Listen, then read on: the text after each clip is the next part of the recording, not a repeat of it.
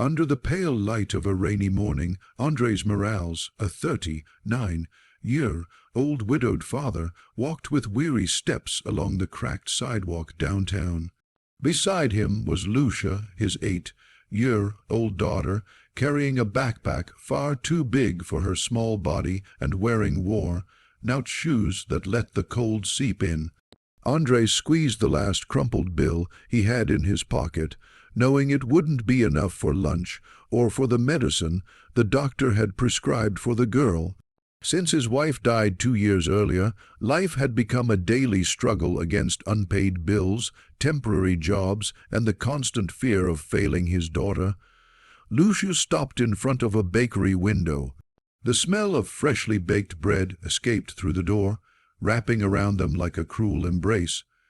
With shining eyes, the girl looked up at her father and asked softly if they could buy even a small roll. Andres felt his chest split in two. He knelt in front of her, took her cold hands, and with a voice broken by the tears he had been holding back all morning, whispered, "We don't have any money, sweetheart." Tears streamed down his cheeks without him being able to stop them.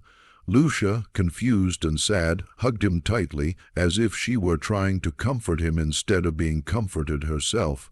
Behind them, unnoticed, an elegant woman watched the scene.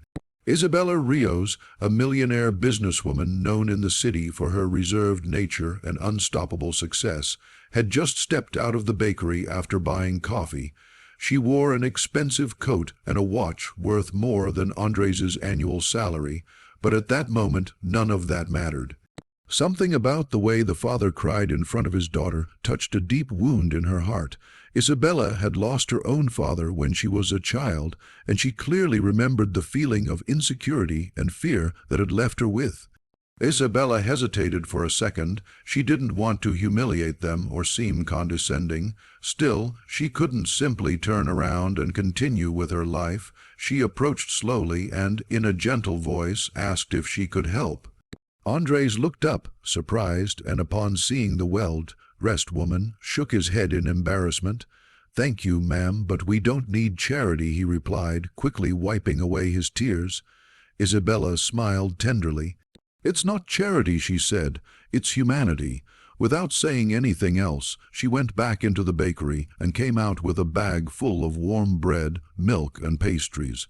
She handed it to Lucia, who looked at it as if it were a treasure. Andres tried to refuse, but Isabella raised her hand. "Please, at least let me do this." When Andres thought that would be the end of it, Isabella did something no one expected. She took out her phone and called someone.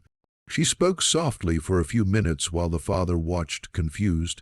Then she hung up and looked Andres straight in the eyes. "What did you do for a living before?" she asked. Still stunned, Andres explained that he was a mechanic, but had lost his job after the workshop closed. Since then, he had only been able to find occasional work. Isabella nodded slowly. "My company has a fleet of vehicles," she said. "We need someone honest and hardworking for maintenance. If you want, you can come in tomorrow." Andres felt as if the world had stopped. "Are you serious?" he asked, his voice trembling. "Completely," she replied, "and it's not a favor. It's an opportunity." The following weeks were a whirlwind of change. Andres got the job, stable and well paid, and for the first time in a long while he could breathe without the constant weight of fear. Lucia began to smile more, to talk enthusiastically about school, and to sleep peacefully at night. However, Isabella did not disappear from their lives. She visited the workshop from time to time and always stopped to ask about the girl, reminding Andres that they were not alone. One day, Isabella invited Andres and Lucia to her home for dinner.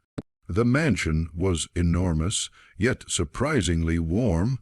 During the meal, Isabella shared her own story, how she had grown up in poverty, how she had watched her father struggle to give her a dignified life, and how, after losing him, she had sworn that if she ever had the chance, she would help those in need without judgment. "Money has no meaning if it doesn't serve to ease the pain of others," she said sincerely. Over time, the relationship between them turned into a deep friendship. Isabella helped Lucia gain access to a good school, and supported Andres as he returned to advanced technical studies. But she never allowed him to feel inferior or indebted. She always insisted that dignity came first. Years later, Andres would remember that rainy morning in front of the bakery as the turning point of his life, not only because of the material help, but because someone had seen his pain and chosen to act with real compassion, not just words. Lucia, now a teenager, often told the story by saying that a stranger had changed her destiny with a simple act of kindness. Isabella, for her part, never spoke publicly about that encounter. For her, it was not a heroic act, but a natural response to another person's suffering. And so, in a city accustomed to haste and indifference, three lives were forever bound together by a moment of tears, humanity, and a decision no one expected.